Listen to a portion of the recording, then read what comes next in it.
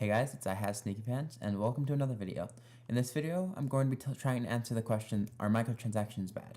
When you first hear that, you're going to instantly think, yes, microtransactions are bad, but I'm going to have to disagree. However, I do think there are a lot of ways to screw it up. There are also a lot of ways to make it work, and I will be including stuff like DLC and season passes as microtransactions in this video.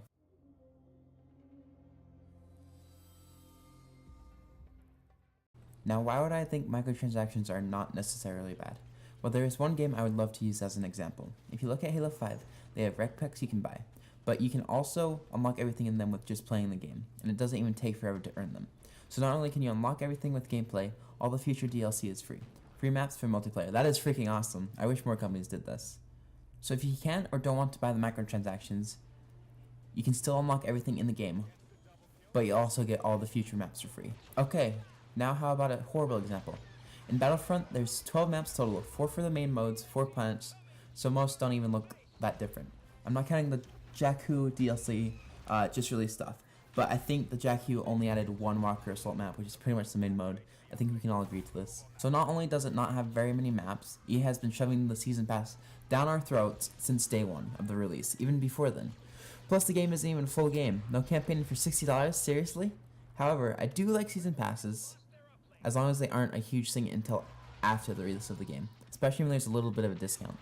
With Call of Duty, the DLC used to be like $60 together, but if you buy the season pass, it's like $50. So you save $10. Okay, so how do popular games stand? I'll give an F to Battlefront because of the reasons I just stated. Same with Destiny. They sold the main game with the season pass, and the season pass didn't even grant very much. Then they released The Taken King, what the game should have been all along, and charged it as a whole game almost, which is ridiculous. Then they added silver and player boost for real money.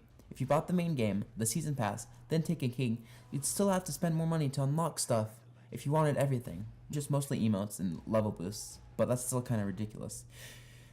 It's sad. I'll be honest, it's sad.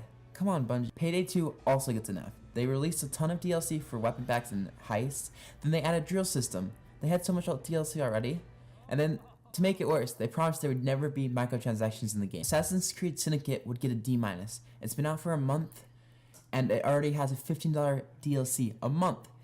It must have been ready before the game released, or it has literally no content. It's also a $60 game with a season pass, and it's already out. Seriously, guys? Then I would give Super Smash a D. You're thinking like, wait, Super Smash is perfect. Why would you give that a D? But Nintendo never really did DLC until recently, and most of it's fine. But with Super Smash, it's $6 per recent character, like Bayonetta coming out and Cloud. The older ones are $4, and stages are about $2 each, and then they sell Mii add-ons for 75 cents each. And it was a full Wii U price release. Then, Rainbow Six Siege gets a D+, because they have a microtransaction system called Rainbow Credits, which some items you can only unlock with them. Those items being skins. You can also unlock operators faster than with Renown, but that's completely okay because you can still unlock them with gameplay. They also have a season pass, but it only adds extra XP earned, 600 credits, you get 5 challenges a day instead of 3, a weapon skin bundle, and 7-day exclusive access to new operators, which will be broken. Like the game at launch, the operators will be overpowered, and that's probably why. Thankfully, future maps will be free, but the game is a full $60 release without a campaign. Is it fun? Sure, but it's kind of a ripoff at $60. I think I will give Black Ops 3 a C.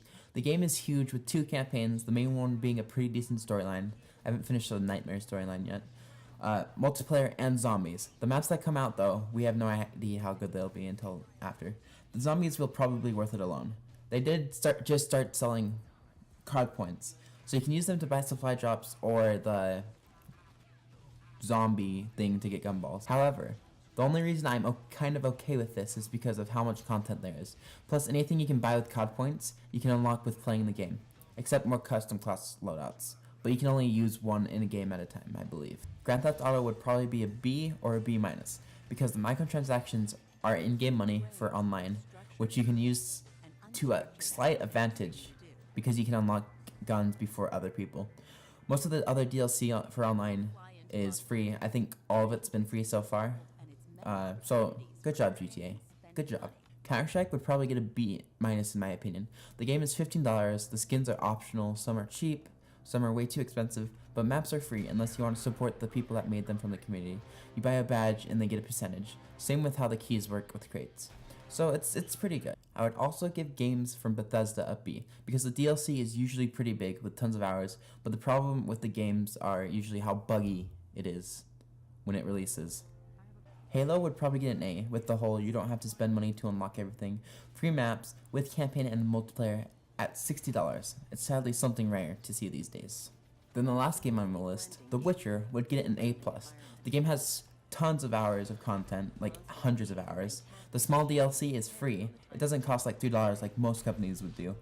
So the company has good ethics. The expansions are pretty cheap, $15 to $30 with 20 to 50 hours of gameplay. CD Projekt Red has done a great job with their game, and it deserves all the praise it got this year. So those were the only games I could really think of. I think it's a good amount without making the video go on too long.